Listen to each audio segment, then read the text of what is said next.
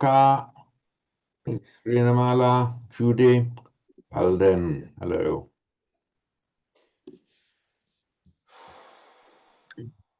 I'm just going to share, open up the share screen with you. Bear with me.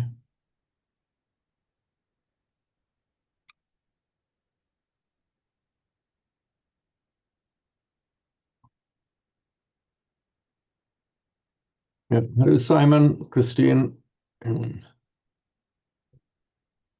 I seem to be having a technical glitch. I'm trying to share iPad, but it won't give me the screen mirroring and this.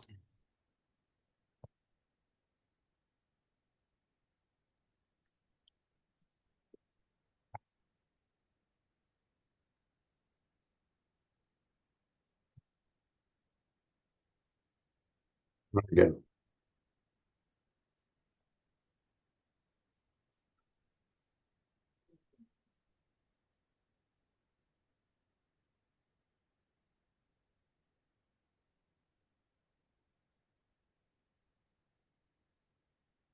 I think we seem to be having a problem here.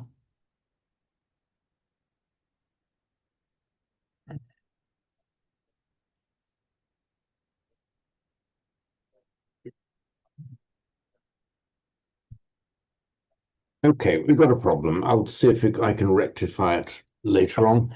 In the meantime, that was just the connection between the iPad to my own computer isn't working.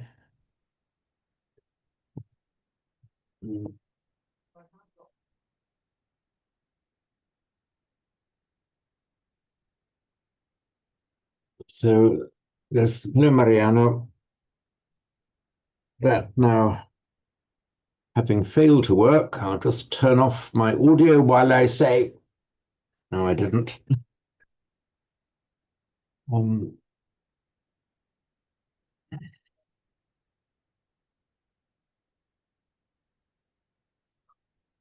What's the next thing I'm meant to do? Trouble is when you're thrown, when you get to my hang on, when you're thrown like that, something isn't working, and I can't remember what I was meant to do next. Mangala Sutta. Let me call up Mangala Sutta, and let me now try and share a screen with that.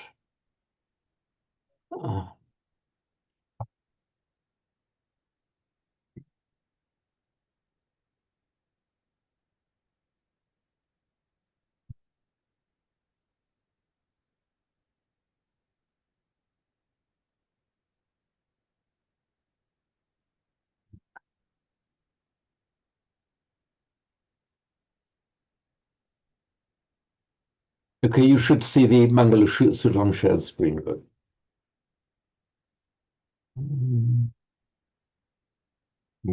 We're going to recap verse 7. I'm just going to have another go at getting the connection with my iPad to share screen mirroring, I should say.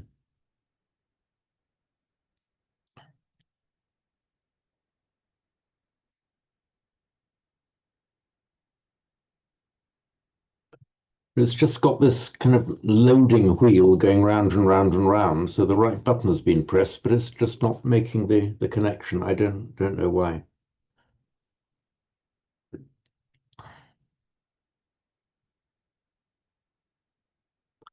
Regrettably, I will not be able to share the iPad, which is a huge nuisance because that's a major part of what we do. I just don't know what to do.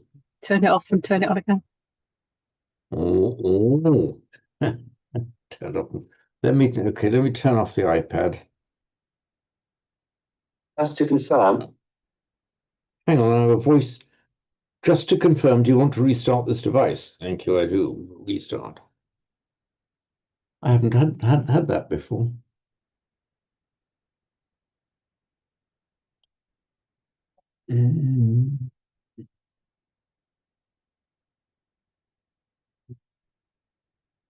Okay, it's restarting.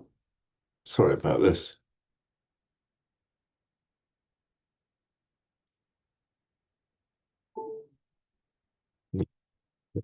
Let's try again.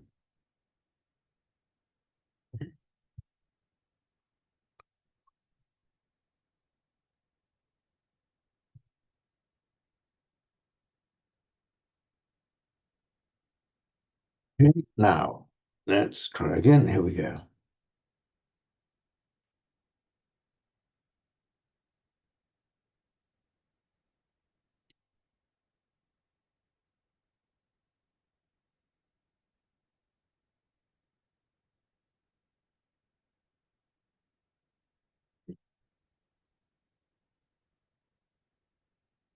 No, I'm afraid it's just not functioning.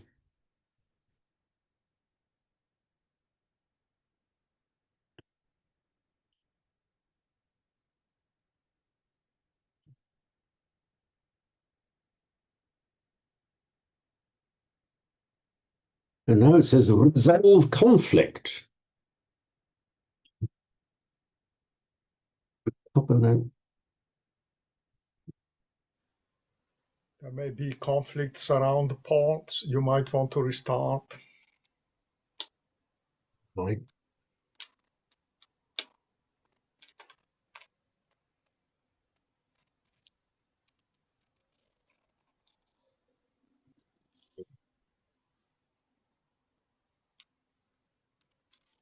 I just did turn off and restart, I think, just before you came in, Mariana, but it's just playing up. I don't know where the problem is, whether in the iPad or within the computer, but everything else seems to be functioning okay within the computer.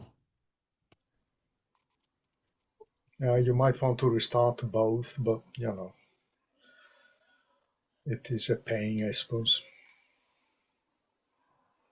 Yeah, there was a bloke 2,500 years ago who told us that life was inseparable from dukkha.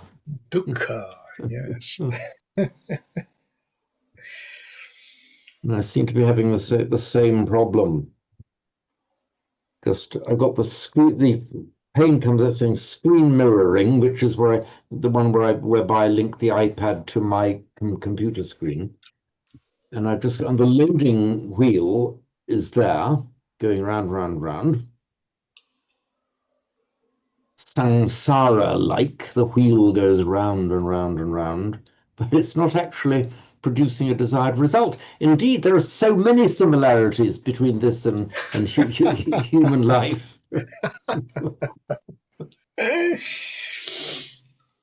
So you can try another rebirth, switch them off and on again and see what happens.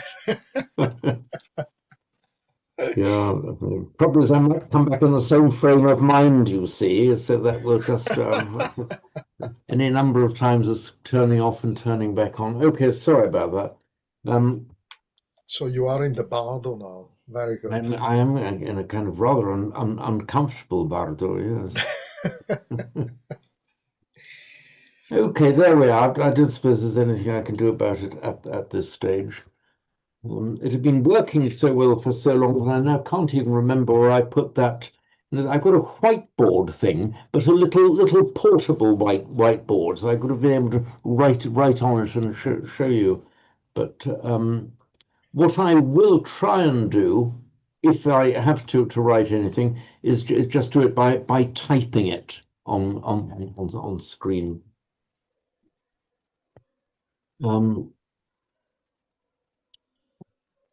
Okay, so we were due to recap the Mangala Sutta verse 7. We'd got as far as the recitals. Was there anybody who didn't have the opportunity to recite it last time and would like to have a go this time?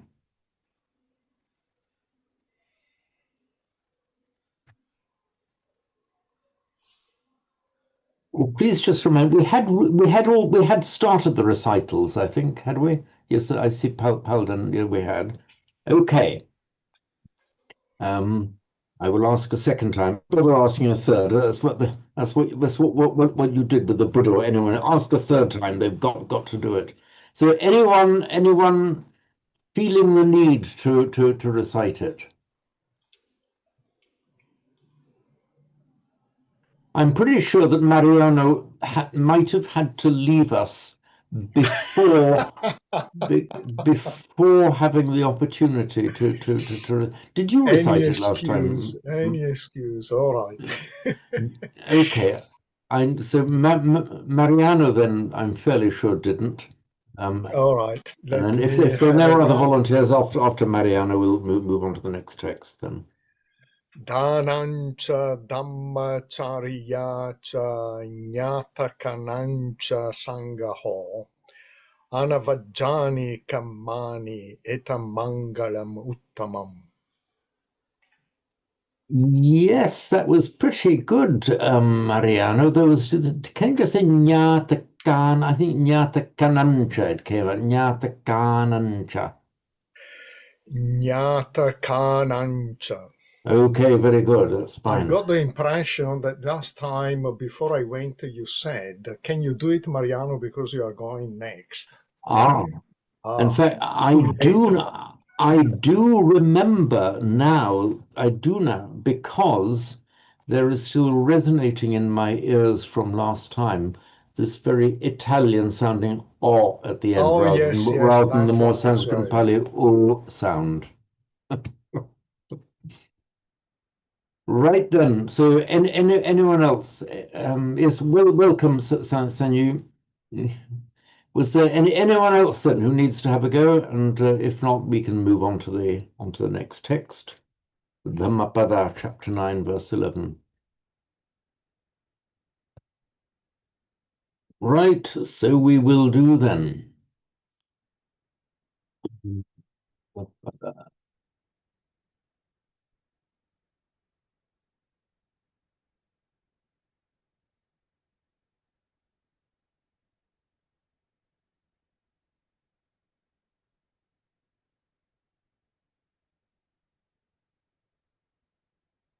So, Gabhameke uppajjanti nirayam papakamino sagang sugatino yanti parinibbanti anasava. Once more. Gabhameke uppajjanti nirayam papakamino sagang sugatino yanti parinibbanti anasava.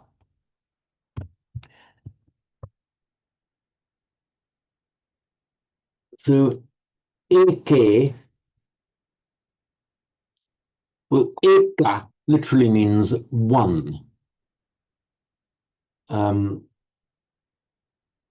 Nominative singular would be ego. This, remember, is the pronominal declension. In other words, although the nominative singular ends in o, it's an a. The stem form ends in a short a, eka, nominative singular masculine ego, but this is the pronominal declension, so the masculine plural, that's masculine nominative and accusative plural, ends in an a, not an a. So that's why eke. For example, take the word Buddha, nominative buddho, plural buddha. But the word sabba, all, is the pronominal declension, so the masculine plural nominative ends in a, not a, and that's why we say sabbe buddha and sabbe satta, all beings. Eka belongs to that same declension, the same pronominal declension it's called.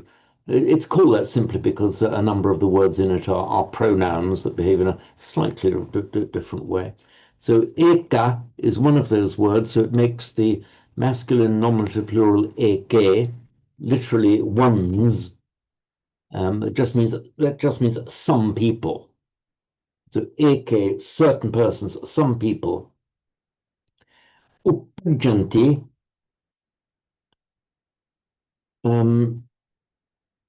they arise.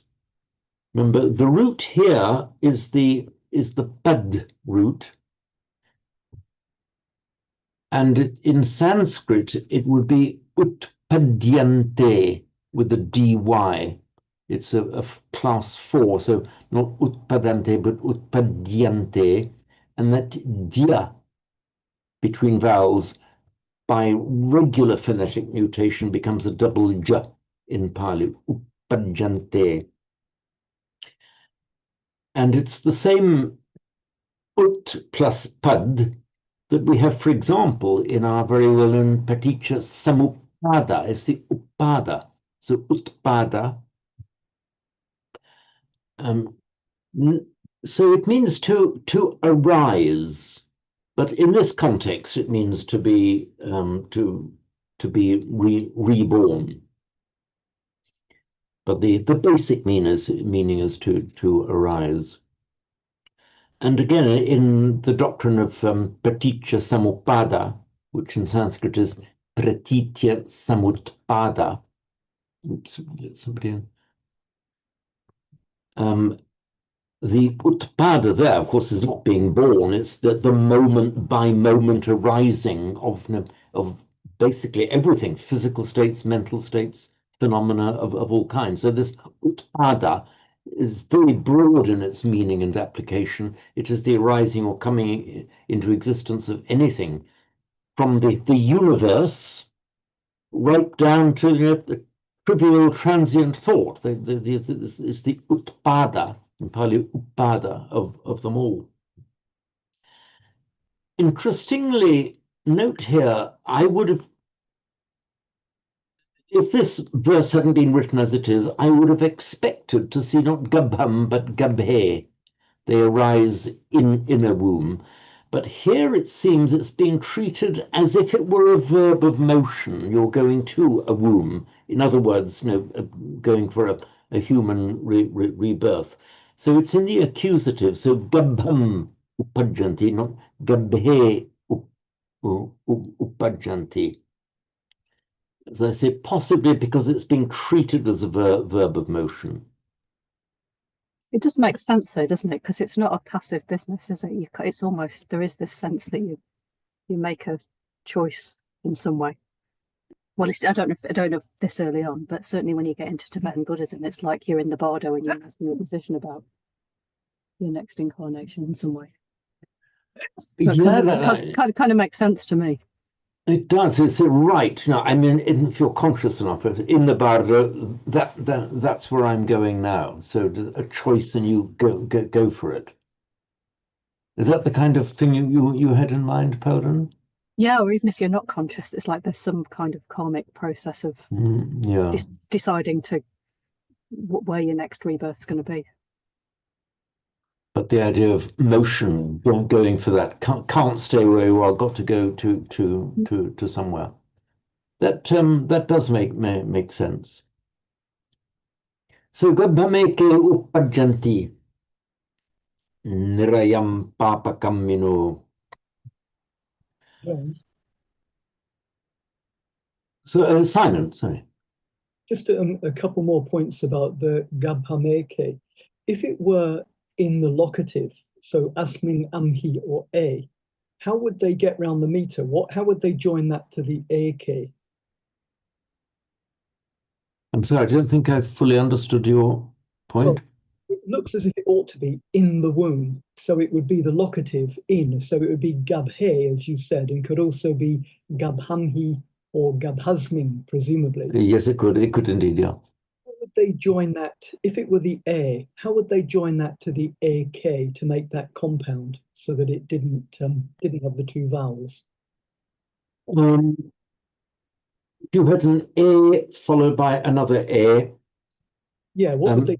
Okay, in Sanskrit, it would be, if it would be garbhe ek, that would be garbha ek. By sandhi, the final A would become an A. In Pali, that wouldn't happen. Expected to see either you could still have the two vowels, that wouldn't be too much. Garbhe ek would be allowed. Also, you could just drop off the A off gabhe, so gabhe, which I would then have written as a gab apostrophe ak. You do occasionally find an inserted, let me enlarge this a bit more. You do occasionally find an inserted m for the purposes of Sandhi, but you never find it after an A sound. For example, a sensation that is neither painful nor pleasant, you would have, all as one compound. You would normally see adukha, asukha, vedana, but the m comes adukha, masukha, vedana. So the adukha, asukha becomes adukha, sukha. Now that M is just euphonically inserted there. So you do find an M inserted euphonically to avoid a clash of vowels, but you never find it. You'd never alter the vowel, and in any event, gabhe ek, you would never by sandhi change that to gabham, gabhe ek to gabham ek. It just wouldn't happen in sandhi in Pali. To get Which round, makes me fairly convinced this has to be the accusative. I mean, to get round the problem of the locative, gabha can also mean not just the womb, but the contents of the womb, like the embryo or the fetus. And I'm thinking, Yes, that's right. Yeah. could that be read in such a way that it's some arise as an embryo, or some arise as embryonic, so that it's not the womb, it's talking about an embryo? Or would that change the compound? Could you have some as an embryo arise? But the Nirayam's also accusative, isn't it? So it's using it. I'm sorry, say again, pardon? Well, the Nirayam, the hell, going to the lower realms, is also in the accusative, isn't it? So it's not just about the womb construction. That's right. They're all slightly different, though, aren't they? They're all putting going or arising in a. Yeah. Okay. Simon, if we were looking at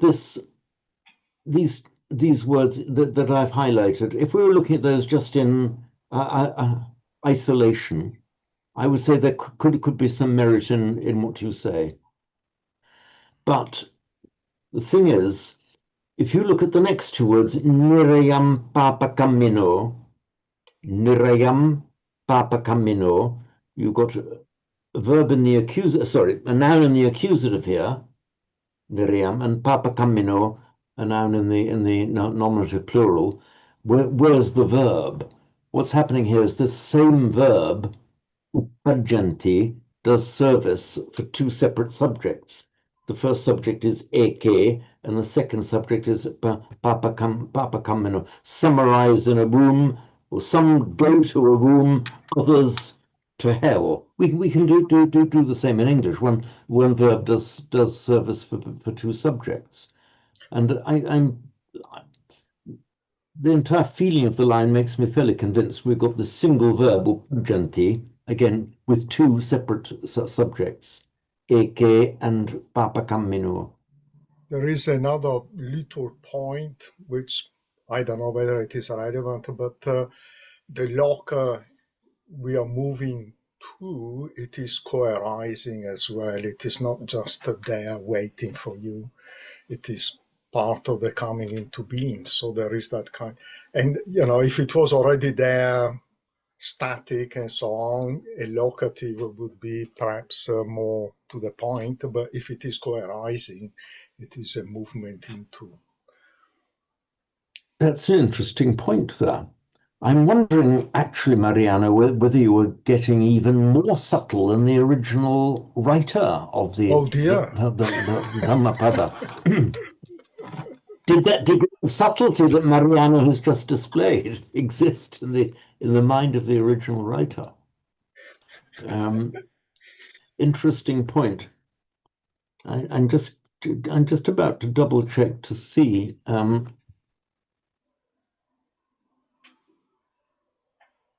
It probably did, because he's right. There is this sense right from the beginning, isn't it, that you kind of create your own you create your reality through your mental actions. Yeah. So yeah, it's I like that. it is a nice point. I'm just actually double checking another thing just to test what Simon was saying about arising as the contents of a womb. And what I'm checking is that I know that garbha in the Sanskrit form, here we are, here's menu, garbha is masculine. Now, there are many words, as we know, that can be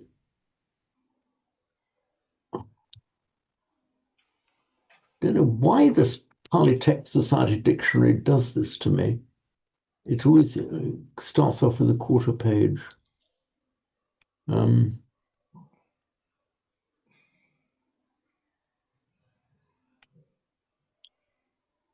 just checking whether gabha can be treated as a neuter in Pali. There are some words that can, even though they're always masculine, but it doesn't indicate here whether it can be or not. It kind of relates to my earlier point about the M, because if it were a compound that didn't need to have, if it were just whatever it is, the stem or something that could go there, then the M just could be there.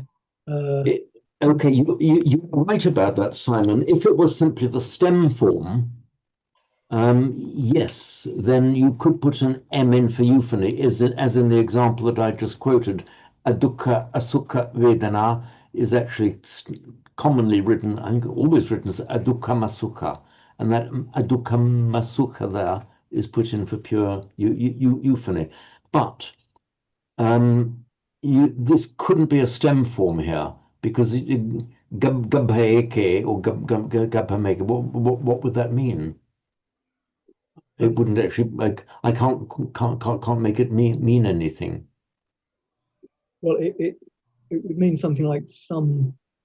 I mean, normally if it's as a fetus, it would be the ablative, wouldn't it? In the sense you would say sarat as the essence.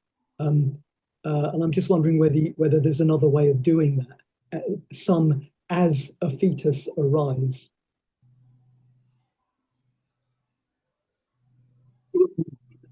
Form of the ablative, not rather than the R form of the ablative. Sorry, say again. So did you say it could be treated as an ablative? No, I'm saying that sometimes the ablative would be used to say as. It would be, however, with one caution, the form of the ablative that would be used would be the form not ending in a, Sanskrit art, but to. Yeah. But here then it would have to be gabhato uppajanti. Okay.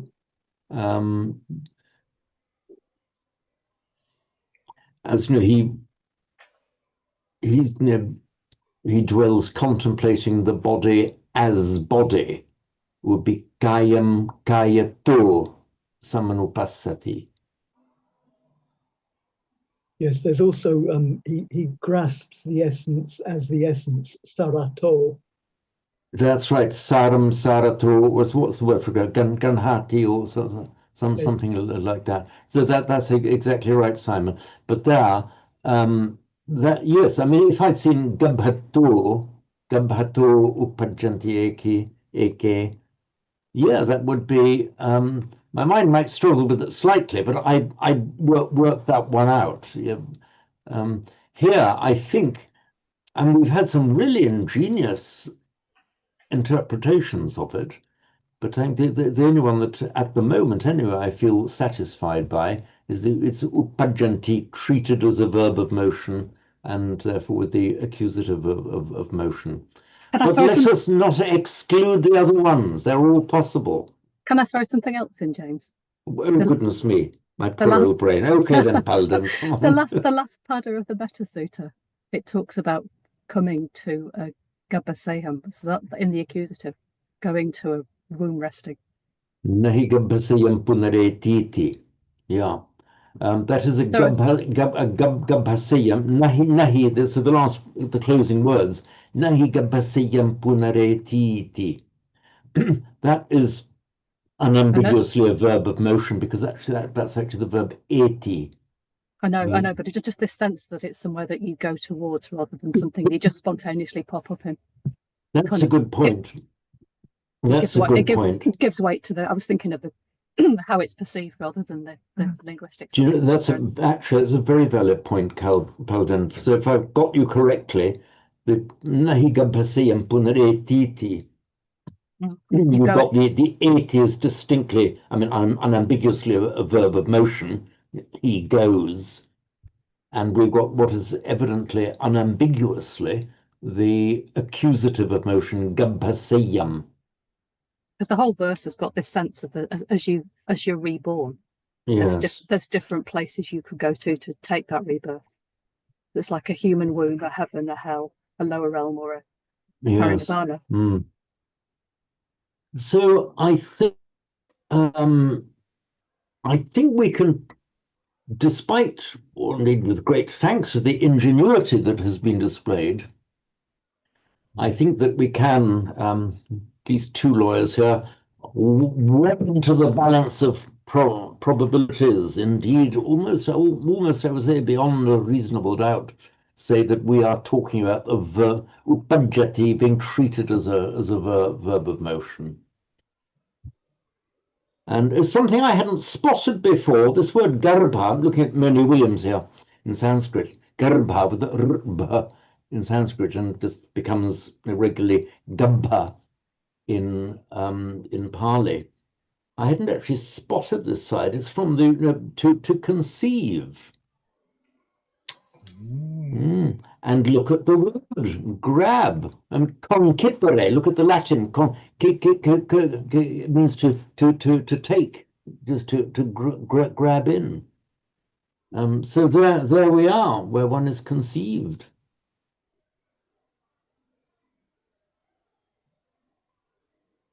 And then you're right. Was it Simon? Was it you were saying that the garba is also the contents of the womb, the fetus? Yeah, here we are. It's the fetus or embryo.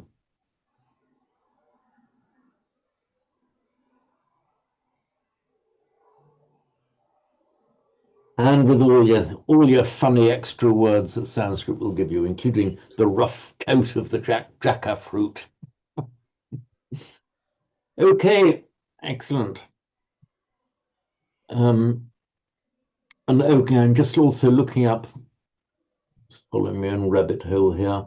This is the Margaret Cohen's Dictionary of Pali, where again she gives masculine only for gabha. So there we are. We've just got to take gabha as purely masculine.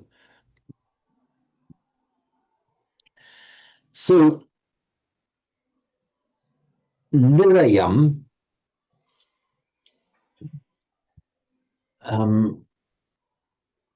it means it's with the prefix nir, out or down. It's the same nir, from which we have nirvana, Pali nibbana, literally the blowing out, which exactly reflects our English idiom, the blowing out of a lamp or a candle. But here it's out and can also mean down. So nirayam, the down going.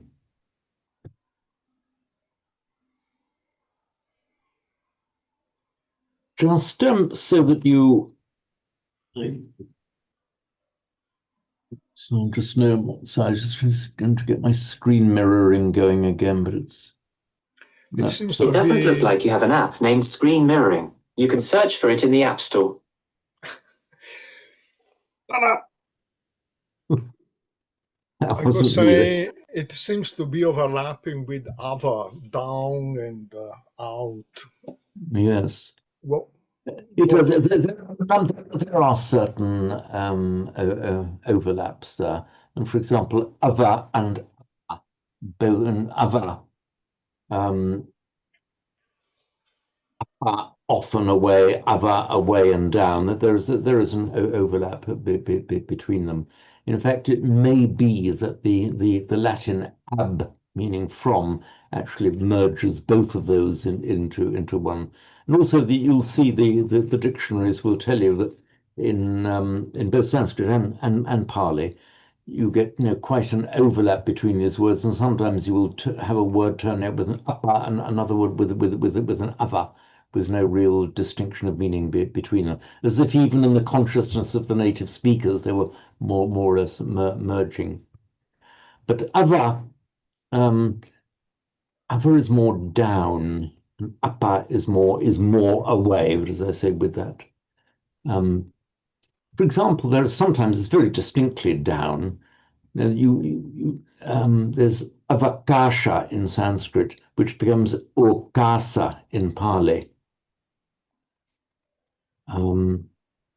It's from the root kash, meaning to shine, and avakasha, Pali, okasa. Sometimes the ava in Pali as a prefix is softened or lenited to o, so okasa. And the original meaning was shining down, and then it means leave it that the space that you leave so that the light can shine down, and then by extension of meaning, just giving somebody the opportunity to do something. And in certain meditation practices, some of the leader might say okasa, meaning just leave the space clear for the light to shine down. So anyway, this is nirayam. The aya is you very frequently say it's the verbal noun from the root I, meaning to go. Okay, this is a point where I wish I had my iPad working, but I don't. So I'm going to indicate it here. We've got I. Just this bit here, I'm just using that instead of my iPad for the moment, where I'm typing I, meaning to go. You very often find that you make a verbal noun by applying gun, by strengthening the vowel. Let me just explain. For example, from our well-known root vid, we make a verbal noun by strengthening the I to A, veda. Now what happens is, with the I, you get exactly the same phenomenon, just as vid, veda, its I becomes A plus A. Now, we have here the A plus A, and by a regular rule of internal sandhi, A plus A automatically becomes Aya. Can I say something there? Please do, Mariano. It seems to me that if we mean a lower state of mind, the realm, or whatever it is, maybe Ava was a bit more to the point, whereas nearer gives also the idea of maybe out of the center. And am I talking rubbish? I wouldn't dream of even suggesting, even if you made the accusation against yourself. I would be the first to stand and to defend you against it. I don't think so at all. Remember, these prefixes, as we were discussing earlier, they can be a little bit fluid. So the idea that it is away from the center, out from the center, yeah, that could well have existed in the minds of the speakers of the time. So, for example, we have in Christian diction, we have, you are cast into the outer darkness, not the lower darkness, but the outer darkness, the idea of being away from the divine center. So I think you're right there, Mariano, not rubbish, but a useful new light shone upon this word. Interesting. By the way, while I'm thinking of it, I hope you've got this point. You've got the vid and with guna, the strengthening of the I to E vid veda. And it's exactly the same rule as followed by the I. Then with guna, E, A, internal sandhi, aya. Exactly the same rule applies with bhu. So what it wants to do is apply guna and then ati. So you get bhu plus ati by internal sandhi, o plus a automatically becomes av. That is what gives us this bhavati. Oops, sorry. So I, E plus aya, bhu, bhu plus ati, bhavati. And the same where we make our, for example, bhava.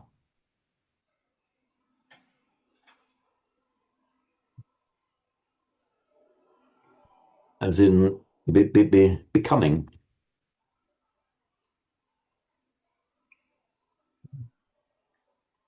Right, so nirayam, papa kamino, the papa kamino, this is papa that we know, and kamma, papa kamma is an act of evil. A papa kamin is a doer of papa, an evil doer.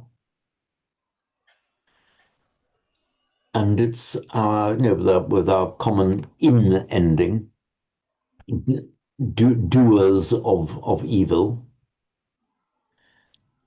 And the verb is, of course, as I said, that same verb, upajjanti. So if you're spelling it out in full, you'd say, eke gabham upajjanti, papakamino nirayam upajjanti.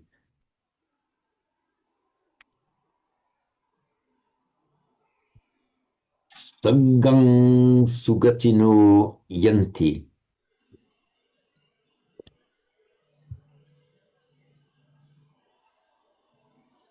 So I've explained the gati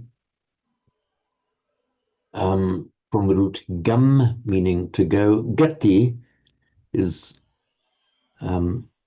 literally a going, and therefore it can mean one's conduct, the place where one's going. It's a very broad word, just as the word go is a broad word.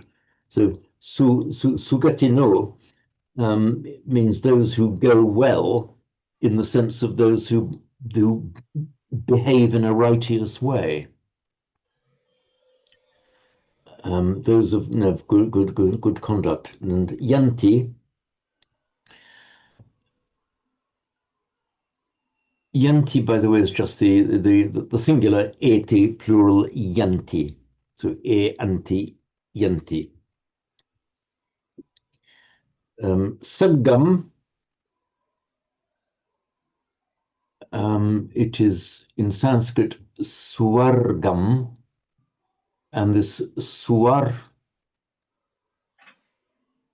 originally meant brightness, place of the swarga, the brightness going, the place of brightness to which one can go. And that swar, by common phonetic mutation, r and l, it's that one that gives us the Latin sol and il sole, as in oh sole, and okay, let's not go there. So il sole.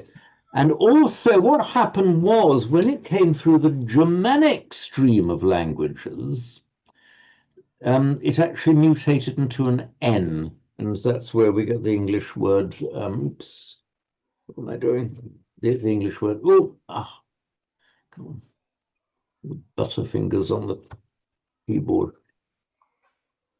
Just, my computer is playing me up. Now I've got this egg timer thing. I'm having a bad technology day. It would so.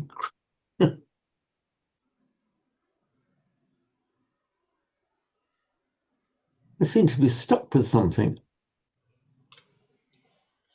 Ah, got it back. Here we are. Sorry. Sun. So swar, sol, then into modern languages, el sol, il sole, le soleil, German die Sonne, English sun. All that original root meaning that which is shining brighter. The swarga is the bright place. So those who do good, sukatino, sagamyanti, go to the, again we can translate very roughly as heaven. Parinibbanti anasava. And those who are without the asavas, parinibbanti, attain parinibbana.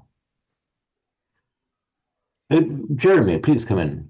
Yes, I just wondered, asava, isn't the translation for that sort of canker or outflow or effluent, whereas defilement is klesa, isn't it? And there are 10 defilements, but there are 3 or sometimes 4 cankers. Oh, so you're right, yeah, because the translation isn't settled, and if I have anything to do with it, it never will be, because let's stick to the Pali. You're right, of course. The kilesa.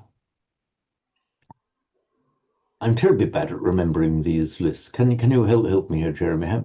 The kilesas are the.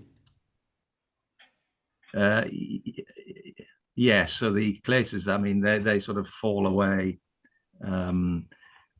sort of sequentially, don't they? You know, for the stream enterer. So the first ones are greed, hatred, delusion, conceit, wrong views,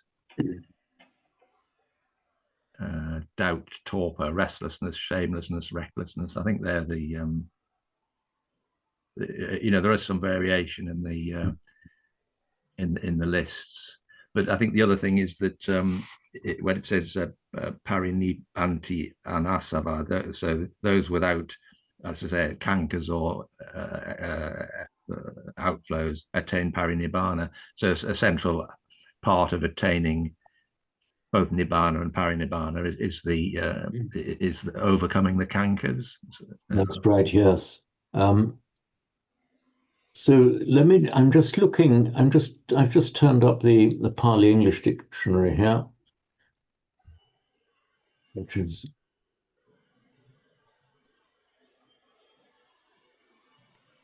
I don't know if anyone can tell me why it's doing this. It often starts off as a quarter screen and only then comes to full screen. But it only does that when I'm screen sharing on Zoom. Anyway, here we are.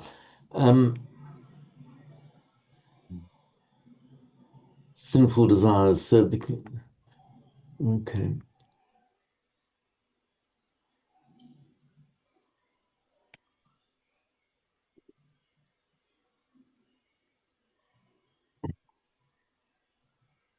Okay, a little bit more homework for me to do here, clearly. But the word asava, there has been some dispute, ongoing dispute, I think unresolved, whether the prefix here, has the meaning of in or out. And the answer is, from all of the research I've been able to do, it could be either. It's kind of a dynamic directional flow. Is it in or out? For example, by the way, the root here is sru, meaning to flow. Let me just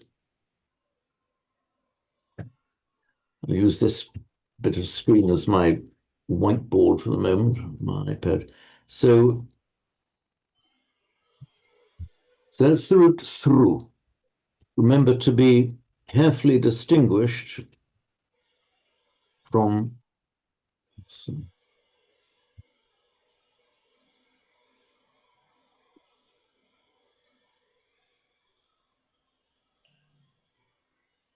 there we are. So they were sru to flow, shru to hear. Now, from the root sru, meaning to flow, we get in Sanskrit sruta, meaning a flow, that which is flowing, and therefore a stream. And that's the word that becomes in Pali sota, as in a sotapanna, a stream enterer. Sota apanna, one who has achieved the sota. If you put the prefix a in front of it, another, just as I was saying earlier, the becomes bhava, so sru with the guna sru plus a is srava, and in Pali sava. That's just another word meaning. So sota and sava effectively both mean a flowing or a stream. So the Sanskrit asrava and Pali asava is a dynamic flow. And people have called it either translated as the inflows or the outflows, the influences or the effluence. Yeah, and in a way, because perception is bidirectional, there is something that we add on to whatever is coming in. Yeah. It makes good sense. It is a flowing. It is but bidirectional. Yeah, that's a good point, Mariana. I'm just here's the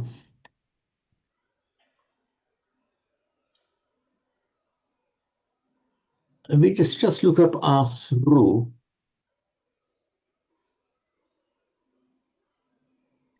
Now this is Monia Williams just looking at the raw verb, with the root sru and the prefix a, to flow near or towards, and then to flow off. So it's a flowing in or flowing out in Sanskrit. So it's got this the prefix a just adds a dynamic sense to the verb, dynamism, direction. So is it possible to say definitively from the shape of the word that it's an inflow or an outflow? The answer is no. But if we take Mariano's point about the bidirectional dynamism, the interaction of the unenlightened mind, there is a kind of this flowing. It's flowing in and out. It's a circular, dynamic, bidirectional flow. So maybe we shouldn't even attempt to say, well, is it an inflow or an outflow? We're actually blocking our own understanding of it here. It is a dynamic flowing, neither in nor out specifically. Simon. Yeah, I've just confused myself. The sru, is that related to sarati? Because one of the meanings of that is to kind of to run back or to flow towards, isn't it? There was a word we had in one of the Dhammapada verses, which is to kind of to run back and to revisit or something. But looking at the that is probably the one you're thinking of. It seems to be likely from the root sri. Oh, okay. So are there two? From which we get samsara, which is a different. I'll be right back to you on that one. But that is the root sri, to run or to flow. So in Pali they both become sarati, but they are from separate roots. In fact, there's also smarati. In Pali is sarati, just to add to the confusion. But sorry, Simon. Yes, please come back in. Just so I've got two saratis here. The first one is to go, flow, run, or move along, and the second one is to do with memory. So they're completely separate. They are, yeah. Mind doesn't run back to the thing that it experienced. It doesn't come from the same root. It doesn't. No. Okay. Let me just give you these two roots here. There's the sri. Oops, that I've just done there. Sri. and that means just to go, or to move, to proceed. And it's from that root that makes it sarati, both in Sanskrit and Pali sarati. And it's from that root that we get the samsara, the repeated goings round and round and round. We also have the root smri, which means to remember. In Sanskrit, smarati, and in Pali, sarati. So this is one of those numerous occasions where Pali will have identical words for two entirely different things, whereas Sanskrit will keep them separate, sarati, smarati. And I'm fairly confident in saying that Sru will give us Sravati in Sanskrit. Hooray, yes. And Sru,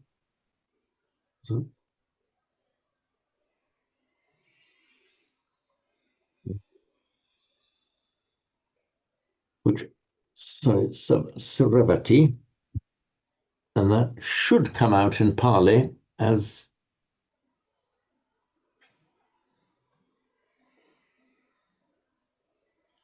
oops. Keep losing everything.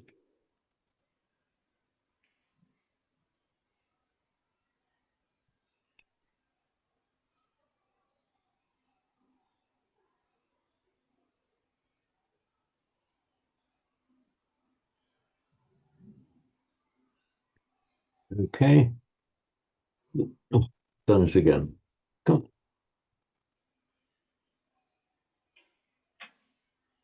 So about that, just giving me the quarter screen. There we are. Not only, it's now lost the page for me. Savati. That's the root through and to flow. And Teresa, did you know that? Here we are, Old Irish, Struth. You see? The Strutha, Struth. Yeah, Old Irish. So there we are. So that's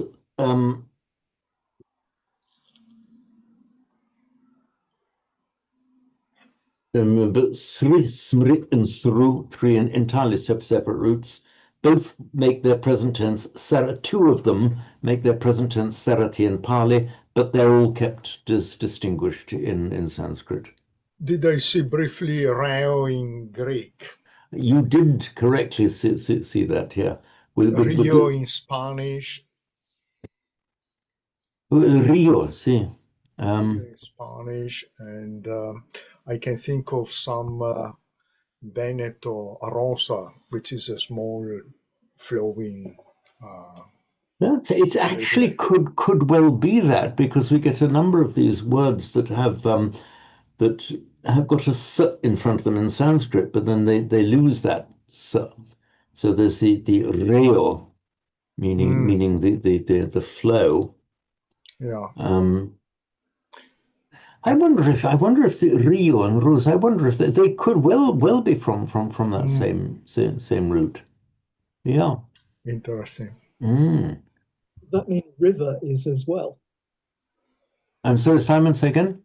Would that mean, if Rio is, would that mean the English word river is as well? Yeah, because river would come from that same root.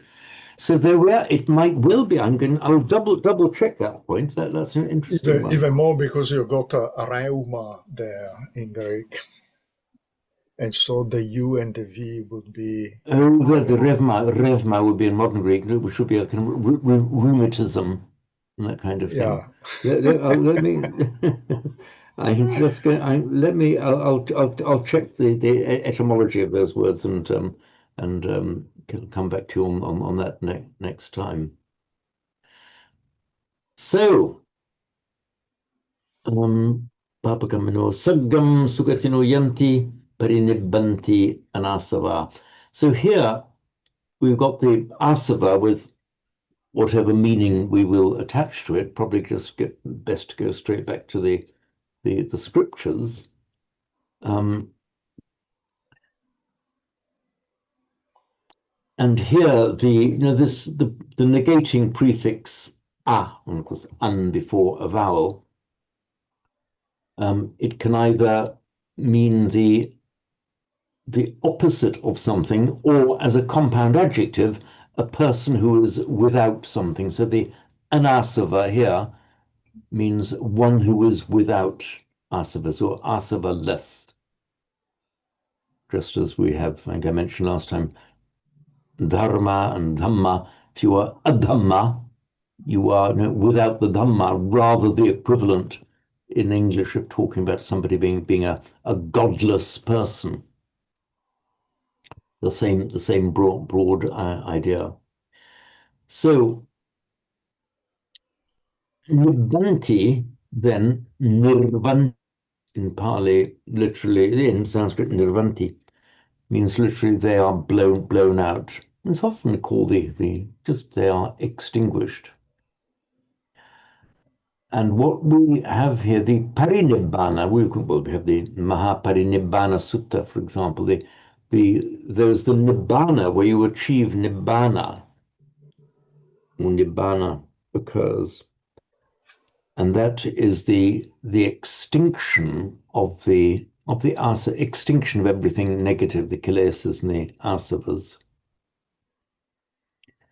But the Parinibbana, by special Buddhist usage, seems to be, and please come in and add or correct if I'm wrong, it's with the final extinction where the Nibbana, the person has not only achieved Nibbana in his human form, but then it's the final extinction of all rebirth, of all coming back, the extinction of any kind of being within a body.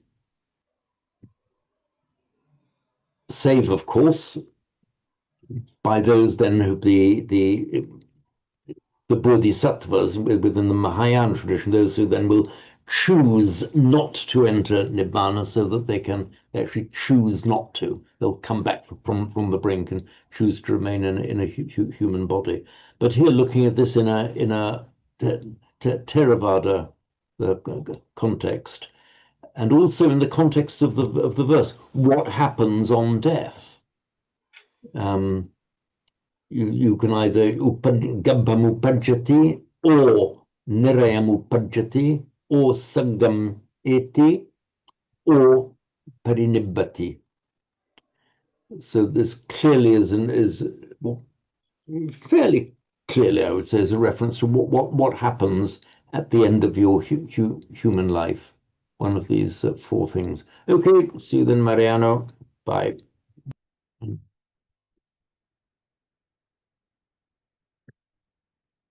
So we got a few minutes for some recitations, but before we do that, any other comments or queries on this verse?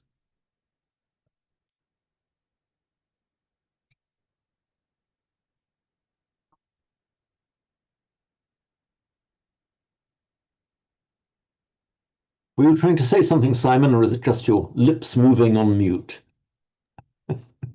I'm just practicing saying it. Okay, right.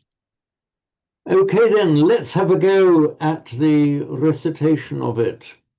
And Judith, would you be kind enough to go first? You're the first in my gallery.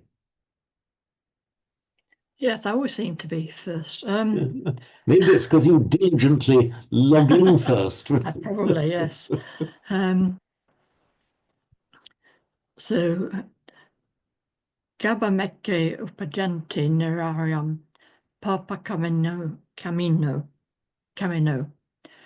sagam sugatino yanti parinibanti anasava.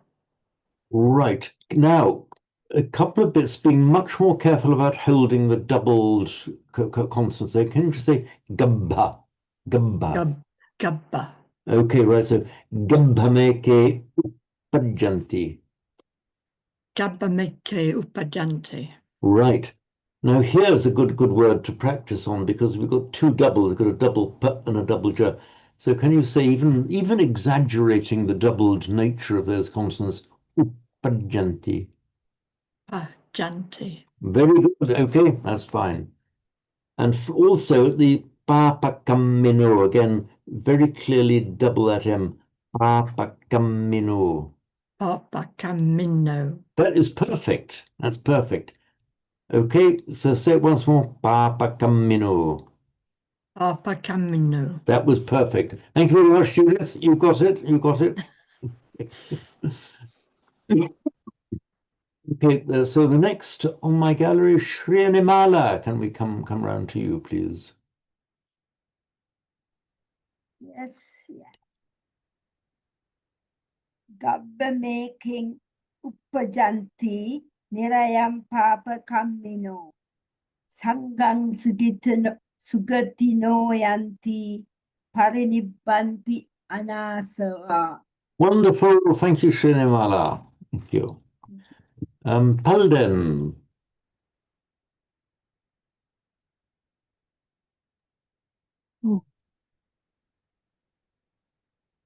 Gabhameke Uppajanti Nilayam Papakamino Sagam Sugatino Yanti Parinibanti Anasava. Right, can you just do this Papa Camino again? Da da da da da da da da da. Actually, it's yeah, Papa Camino. It's heavy, light, heavy, light, heavy. Papa Camino. Papa Camino. Okay, very good. Papa Camino. Wonderful. Thank you, Palden. Christine, please.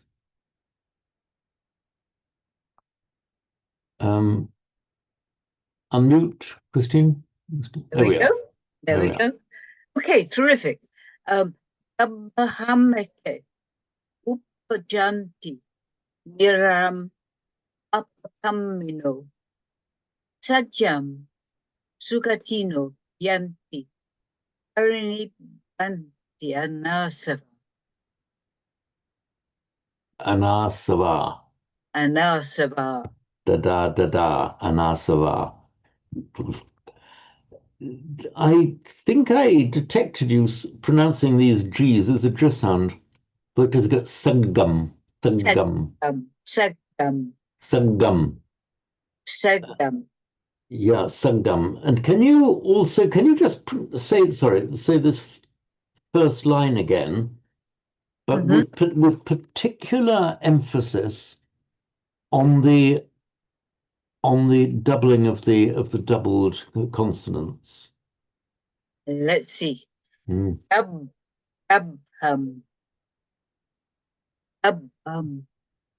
Eke Uppajanti Miriam Papakamino. Okay, that was much better. Also this nirayam. You part of the middle, this middle you're tending to kind of ignore, but although it's short, it's a short but nevertheless it is very distinctive. Nirayam. It's although short, it's firmly there, standing in its own right. Nirayam. Nirayam. Excellent. That's it. You got it. Okay. Thank you, Christine. Simon, we're round to you.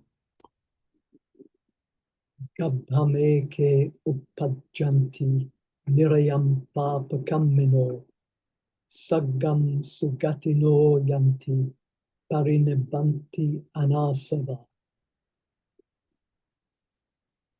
So say the Anasava again. Anasava. It's interesting how you pronounce that. And I'll tell you why in a moment. Can we come back to you, Shrinimala? And can you say this word, but pronounce it as if you're saying, no, okay, pronounce it as if you're speaking Sinhala. Yes, Anasava. Okay. Did you notice that Shrinimala there pronounced not as an but as an a? but quite short. That's part of the rules of the phonetics of Sinhala. That if this word, let me just change it to show, if this word were, which it's not, and just for the sake of example, anasava, if it were that, then here the way Srinimala pronounces it pronounces anasava. Yeah. Somebody from the Ganges Valley, somebody from the birthplace of the Buddha, wouldn't have used the as far as we know, wouldn't have used the sound, but a short anasava. Whereas in Sinhala, anasava. Now, what actually happens when you have in Sinhala a word ending with a couple of exceptions, I won't bother you with now. With a couple of exceptions, when you have a word that ends in a long R, in Sinhala, you pronounce it as a short vowel, but it's different from the anasava. So that's a specifically Sinhala way of differentiating between a final short and a final long anasava. So you may have heard Srinimala pronouncing that final as if it were short. But that's a feature of the Sinhala phonetics. In the Ganges Valley, the two pronunciations be anasava and anasava. In northern India, they would pronounce it as a long R. Now, back to you, Simon. I couldn't say that your pronunciation was wrong because you were actually following the phonetics of Sinhala in the way that you said it. Was that conscious on your part? Well, I've absorbed that from Srinimala, I guess. May well have done. Yes.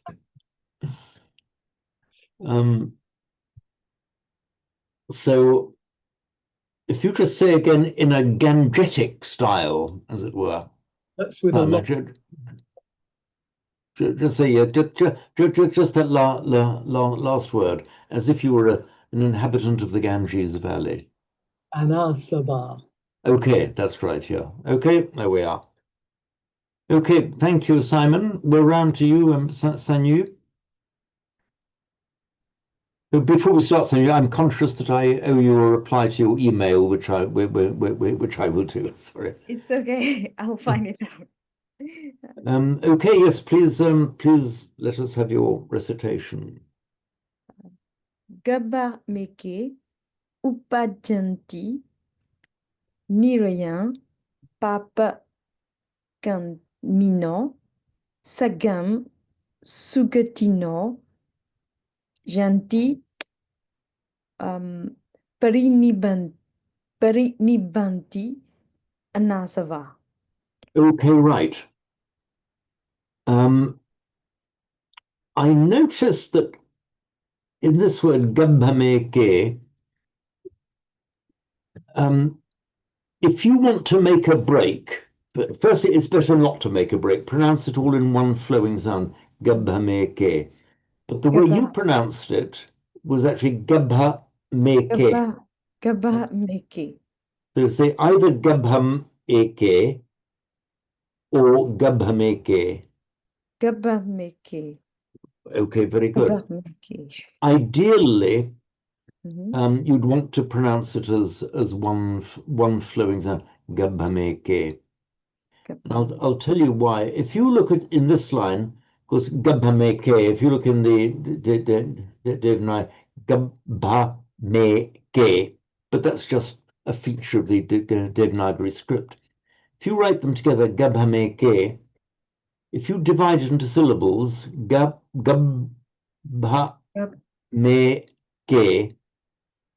it's ameke, gambhameke. It's a short there. If you make the break here, gambhameke, that converts that syllable into a long, not gambhameke, but gambhameke, which actually is wrong. So gambhameke. Gambhameke. Okay, that's much better. Gabameke. Gabhameke. And also try as much as you can to pronounce this. Hold the double but gabham. Gabameke. Okay. In Burmese, I don't think you have the m sound, do you? We don't have yes.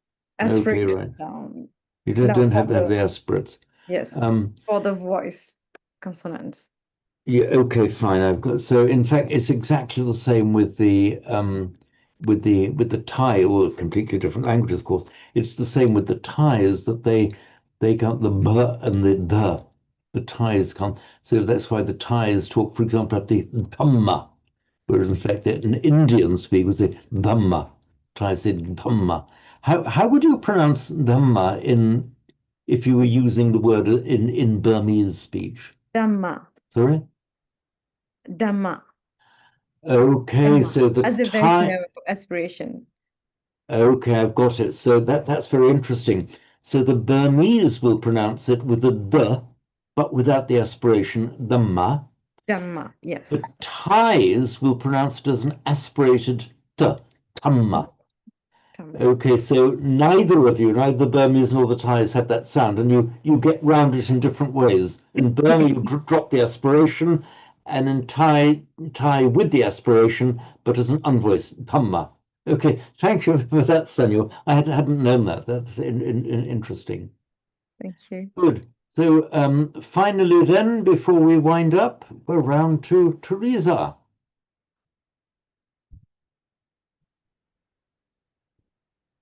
Kapameke upajanti niriam papakamino sagam sugantino yanti parinibanti anasara. Okay, can you just give us the sangam in sangam? Sagam. But with a much more distinctly held double consonant, sangam. Sagam. Okay, that was right. Sagam. So sagam sugatino yanti. Sagam sugatino yanti. Very good. And again, with the care on the double B here, parinibanti anasava. Parinibanti anasava. Okay, very good. Thank you, Teresa. That was good. Okay, great. Thank you very much for joining me then.